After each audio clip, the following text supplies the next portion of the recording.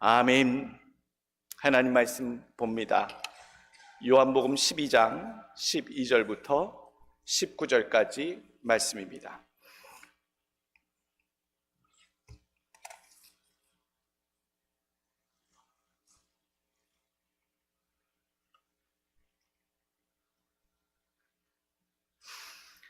하나님의 말씀 요한복음 12장 12절부터 19절까지의 말씀 봉독하여 하나님 앞에 올려드립니다.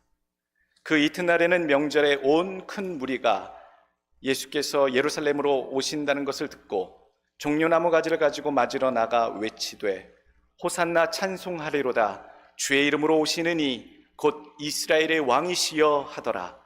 예수는 한 어린 나귀를 보고 타시니 이는 기록된 바 시온 따라 두려워하지 말라. 보라, 너의 왕이 나귀 새끼를 타고 오신다 함과 같더라. 제자들은 처음에 이 일을 깨닫지 못하였다가 예수께서 영광을 얻으신 후에야 이것이 예수께 대하여 기록된 것임과 사람들이 예수께 이같이 한 것임이 생각났더라. 나사로를 무덤에서 불러내어 죽은 자 가운데서 살리실 때에 함께 있던 무리가 증언한지라. 이에 무리가 예수를 맞음은 이 표적 행하심을 들었음이러라. 바리새인이 서로 말하되 볼지어다 너희 하는 일이 쓸데없다. 보라, 온 세상이 그를 따르는도다 하니라. 아멘. 오늘 종려주일 주시는 하나님 말씀의 제목입니다. 내가 종려나무 가지를 준비합니다.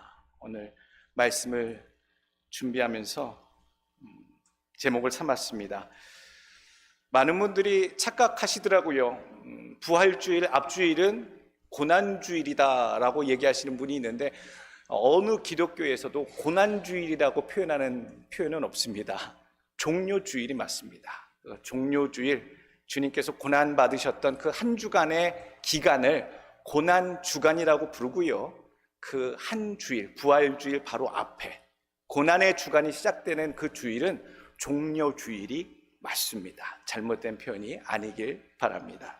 쓰지 않으시길 바랍니다. 종려주일이라 그렇게 기독교에서는 절기를 정하고 귀히 지키는데요. 그럼 왜 고난주일이라 하지 아니하고 종려주일 이름을 그렇게 붙였을까?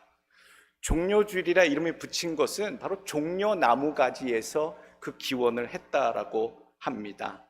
종려나무 가지, 종려나무. 크게 말하면요, 야자숲과 나무들을 다 종려나무라고 표현하고 있습니다. 사진이 나옵니다. 전 세계에 있는 종려나무 표현될 때 크게 세 가지 종으로 나와요. 하나는 중국 원산지의 종려나무, 당종려라고 하는 좀 무성한 이파리가 있는 그런 야자이고요. 또 가운데 있는 것이 아프리카 카나리아 야자, 그리고 끝에 있는 것이 미국 남서부 지방이 원산지인 워싱턴 야자. 이 야자나무, 대추야자, 이 야자나무 전체를 다 종려나무라고 성경에는 일관되게 표현하고 있습니다. 특별히 성경에서 얘기하는 이 종려나무는 대추야자를 이야기하지요. 흔히 사막에서, 그 건조한 유대 땅에서, 그 지방에서 볼 수 있었던 나무, 대추야자, 그것이 종려나무였다. 특징이 있습니다. 저 약간의 모양새들이 조금씩 다릅니다만 종려나무 가지의 특징은요, 한 부분에서부터 길게 쫙 뻗쳐나갑니다.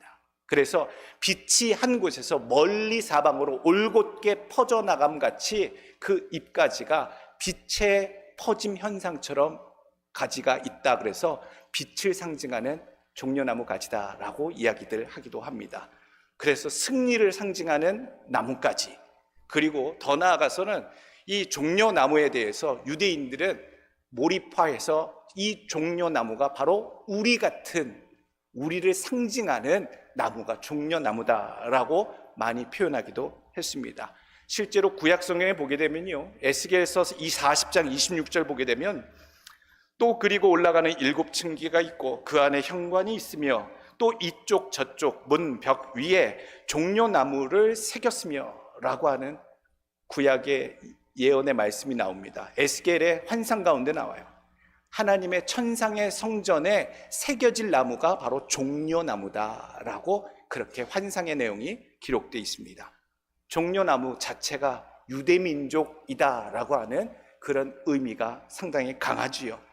또 민수기 33장 9절 말씀 보게 되면 마라를 떠나 엘림에 이르니 엘림에는 샘물 12과 종려 70그루가 있으므로 거기 진을 치고, 사막 가운데 오아시스 12개의 오아시스를 만났는데 그 오아시스에서 수분을 받아 아주 푸르게 잘 자라고 있었던 종려나무가 70그루가 있었다.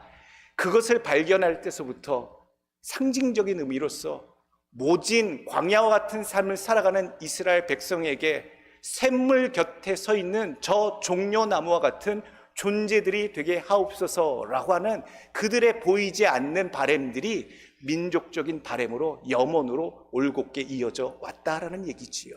그래서 종려나무는 성경에 나오는 많은 식생들, 많은 다른 나무들, 무화과나무나 또 감람나무나 백향목이나 여러 가지 나무들이 나옵니다만, 특별히 종려나무는 여러 나무들 중에서 이스라엘이 자기 자신처럼 분신처럼 여기는 나무 중에 하나로 늘 인식되어 왔다라는 사실을 기억하기를 원합니다. 절기를 따라 종려주일이 왔어요. 그러면 다음 주일은 무슨 주일이죠? 부활주일이지요. 우리가 그런 생각을 가져요. 절기에 따라 이런 절기가 오고 또 종려주일이 왔으면 다음 주는 당연히 부활주일이겠구만, 올 게 왔고 또 지날 게 지났겠구만, 이렇게 우리가 무심코 생각할 수 있겠습니다만, 오늘 종려주일은 그런 마음으로 주 앞에 서실 수 없습니다. 무심코 주 앞에 예배드릴 수도 없고요. 이 종려주일서부터 우리 주님의 오심을 어떻게 우리는 마음으로 받아야 하고 여겨야 하고 마음에 품어야 하는지를 이 말씀을 통해 은혜 받으시길 간절히 원합니다. 어떻게 여겨 받으며 이 종려주일을 맞이해야 하는가? 여러분들 마음속에 이런 마음이 있기를 원합니다. 첫 번째로 왕으로 오시는 고난의 주님을 맞이하는 마음을 준비하시길 원합니다. 준비하고 나오셨습니까? 기대하고 나오셨습니까? 기다리셔야 하고 기대하셔야 하고 고대하셔야 하고 그리워해야 하고요, 귀히 여겨야 하고 감사히 여기는 마음으로 이 자리에 서는 예배자들 되시길 간절히 원합니다. 목사님, 종려나무 가지라도 구해서 오늘 예배에 참석해야 하는 것 아닐까요? 저도 종려나무 가지를 구해야 되지 않을까, 이런 생각을 말씀 준비하며 생각을 했었습니다. 예전에 치아파스 멕시코 선교지 가니까요, 그 산골 마을, 시골 마을, 정말로 어렵게 힘들게 살아가는 그들이 어렵게 새 예배당을 완공하고 헌당 예배를 드려서 참석하게 됐는데요, 타지에서 오는 그 귀빈들을 위해서 그 흙바닥 위에, 카펫도 아니에요, 나무도 아니에요, 그냥 흙바닥 위에 솔잎 같은 나뭇가지를 쫙 깔았더라고요. 그걸 보고 느꼈어요. 이들의 손님을, 귀인을 귀히 받고자 하는, 맞이하고자 하는 마음들이 깔린 거구나. 귀한 마음들이 깔린 거구나. 그것이 솔잎처럼 생겼는지 전나무가지처럼 생겼는지 자잘하게 소복히 쌓여 있는데 그것을 사뿐사뿐 밟고 예배당에 들어가는데요, 되게 그 마음이 고귀하게 감사하게 느껴지더라고요.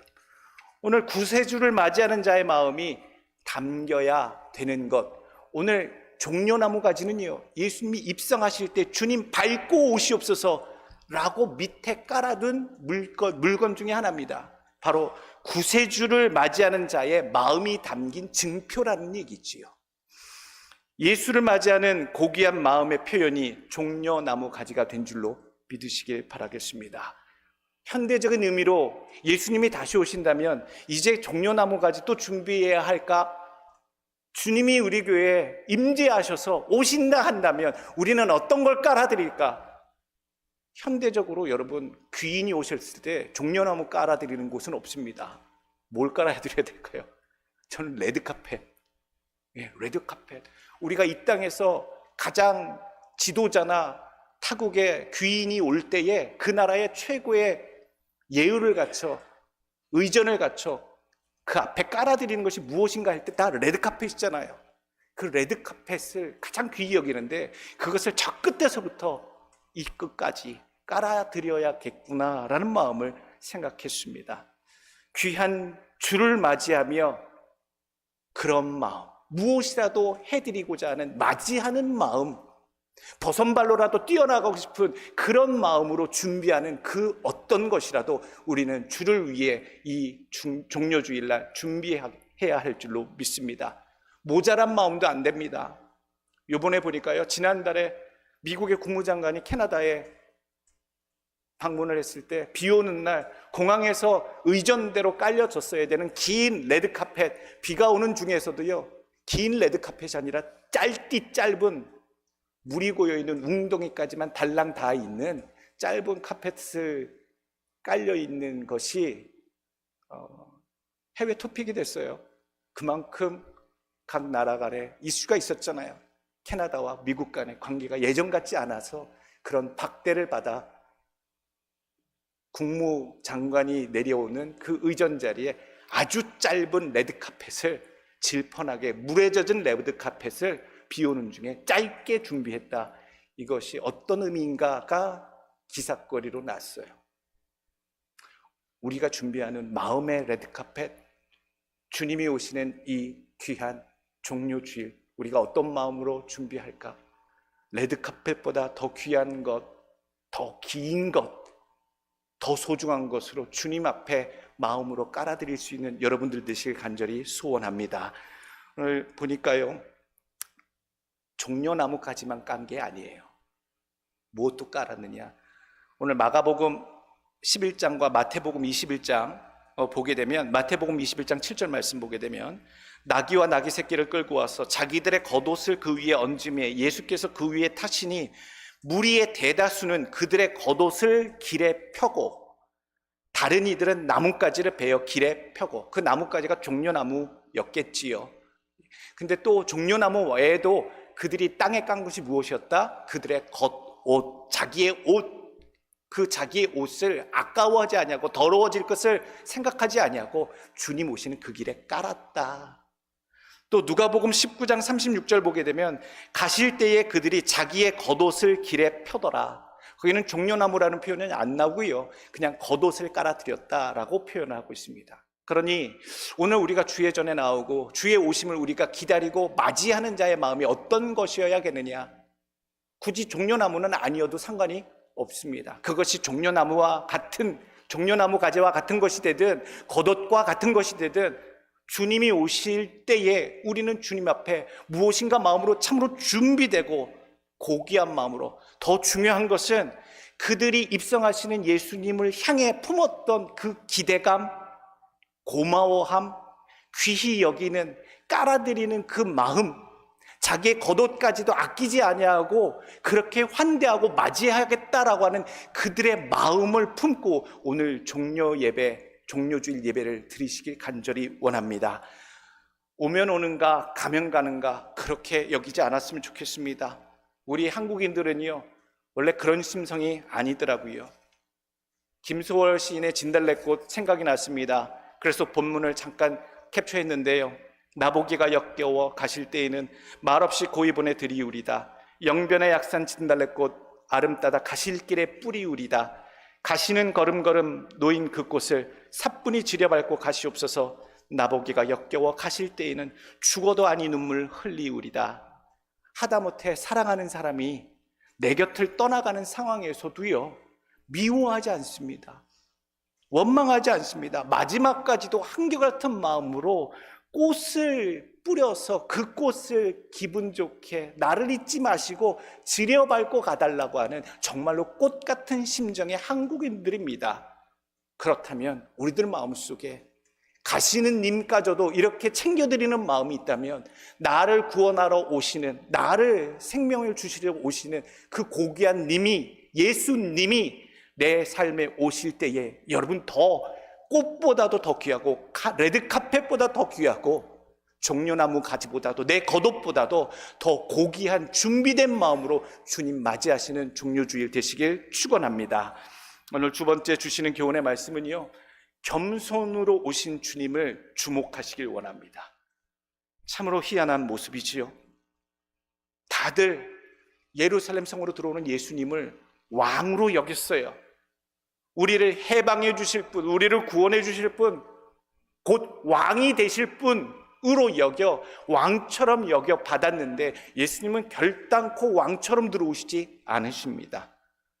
왕처럼 위풍당당하게도 거만하게도 어깨를 들썩이면서도 그렇게도 들어오시지 않습니다. 백마를 타시지도 않으셨고요, 개선마차를 타시지도 않았습니다. 단 한 가지, 힘없고 어설퍼 보이는 작은 나귀를 타시고 겸손으로 섬기시고 다스릴 것을 보이시고자 나귀 새끼를 타고 예수님께서는 들어오셨습니다. 얼마나 강렬했을까요? 화려한 것을 기대하고 대단한 것을 기대했던 백성들의 눈에 주님은 분명히 나는 왕으로 이 땅에 오지만, 너희가 나를 왕으로 여기지만 나는 이런 모습으로 너희에게 보이기를 원한다 의도하셨어요. 예수님이 친히 나귀, 어린 나귀를 준비하라 하셨고 내가 그걸 타겠다라고 지정하셨어요. 백마도 마차도 아니었어요. 굳이 그것을 타고 나귀 탄 모습으로 내가 들어가야겠다라고 하는 그대로를 주님 실천하세요. 14절, 예수는 한 어린 나귀를 보고 타시니 이는 기록된 바 시온 따라 두려워하지 말라. 보라, 너희의 왕이 나귀 새끼를 타고 오신다. 단 한 가지, 그들 눈에 딱 비춰지는 우리를 다스리실 왕은 십자가를 통해 승리하시고 높임을 받으시고 영광을 받으시기 위해 이 땅에 겸손한 왕으로 오셨음을 보여주시는 장면을 주님께서 우리에게 보여주시는 거예요. 주님이 우리의 왕이신데 그 왕은 우리들에게 교훈하십니다.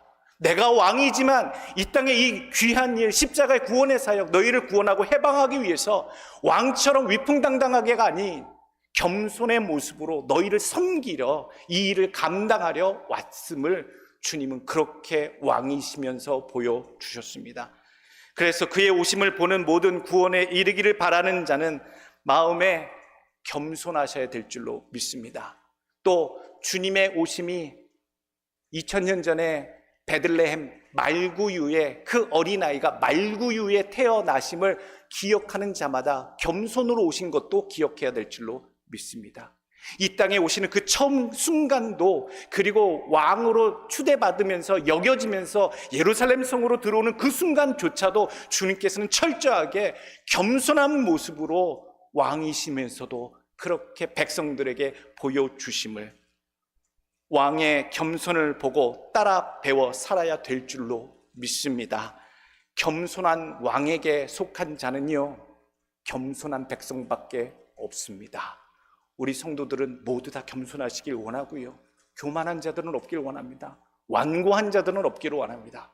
겸손히 왕으로 오셔서 하나님의 아들이 그렇게 섬기신 모습처럼 우리도 겸손의 왕을 따라 겸손히 섬기는 주의 백성들로 살기를 다시 한번 부탁드립니다. 세 번째 주시는 교훈의 말씀은요, 죽은 자를 살리신 분, 죽음을 이기시고 살아나실 분으로 예수를 맞으시길 바랍니다.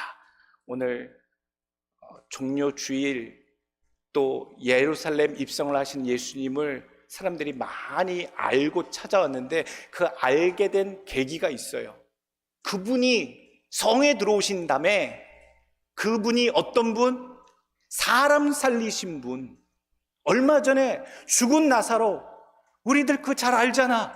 그 죽은 나사로 분명히 죽었었는데 붕대까지 칭칭 매어서 무덤에 장사까지 치렀는데 완전히 죽어버렸던 그 나사로를 살리신 그분이 이 성에 들어오신다며 라고 하는 소문을 많이 들은 자들이 성에 주님을 맞이하러 나왔다.